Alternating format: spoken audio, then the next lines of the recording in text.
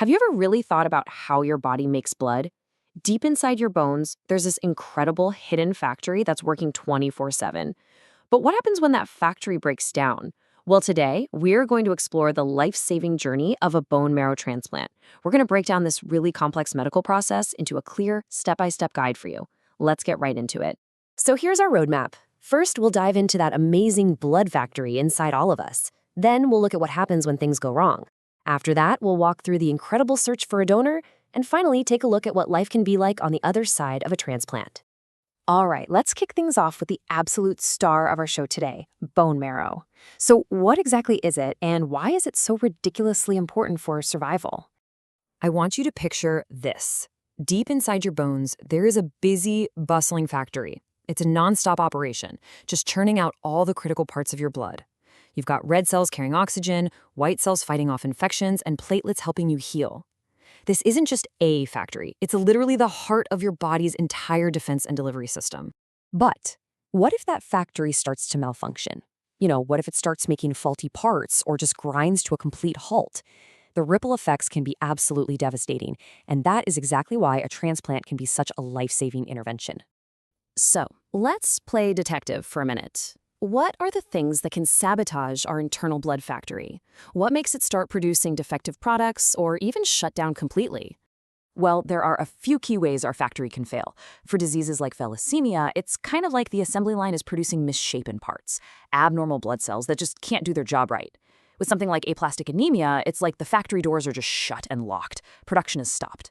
Sometimes the problem is with the security team itself, the immune system, which is defective from the get-go. And of course, in the case of blood cancer that comes back, a complete factory overhaul is really the only way forward. In all these cases, the solution is the same. You need a brand new, fully functioning factory. And that brings us to what is arguably the most crucial step in this whole journey, finding that perfect replacement factory. It's a search for a very, very special person, a compatible donor.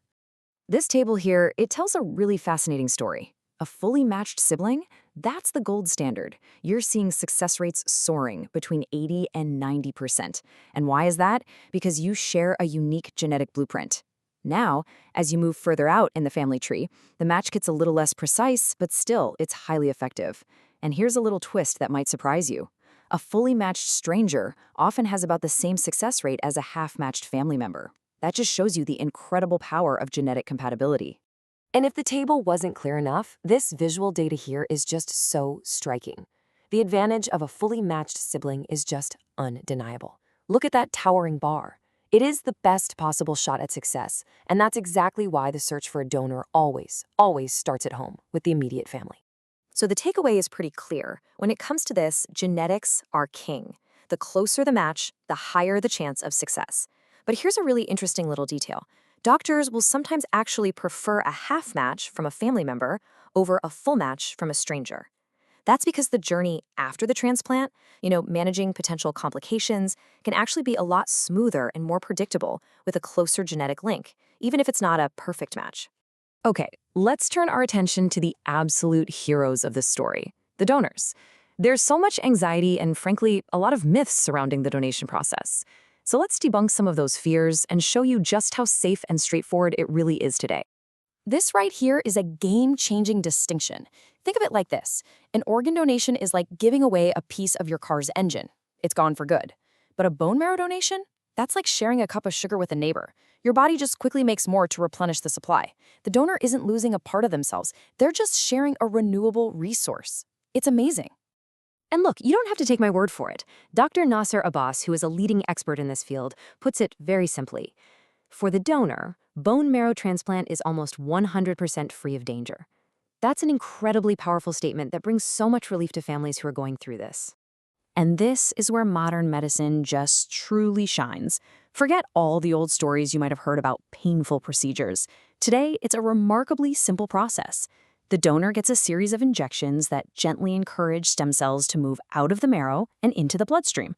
From there, it's a lot like donating blood. A machine carefully filters out those life-saving cells, and the rest of the blood is returned right back to the donor.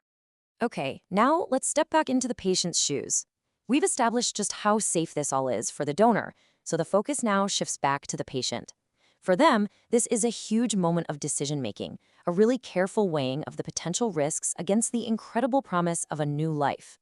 This is such a powerful analogy. I mean, think about it. We all take calculated risks every single day. We get in our cars knowing there's a tiny chance of an accident because the alternative, not living our lives, is unthinkable. The decision to have a transplant, it's really no different.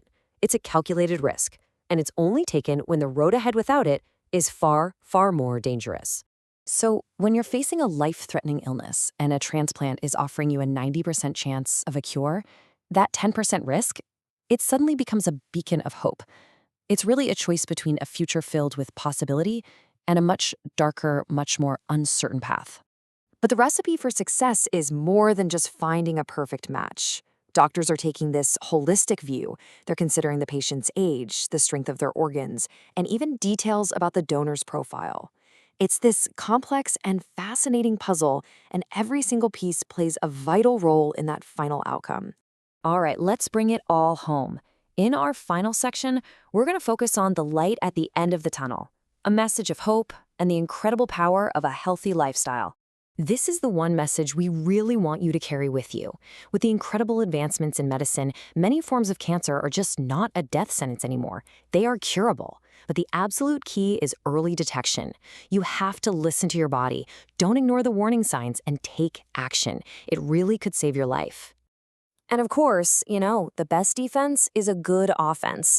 The advice here is timeless, right? You've got to fuel your internal factory with the good stuff. That means less screen time, more sunshine, a natural sleep cycle, and a diet that's rich in whole foods. It's the simple but incredibly powerful recipe for a strong, resilient body. So what have we learned?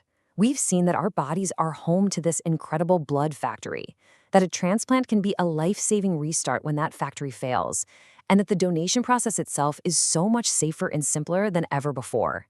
So as science continues to just push the boundaries of what's possible, the question for all of us is this: how can we better support the brave patients and their selfless donors on this incredible journey?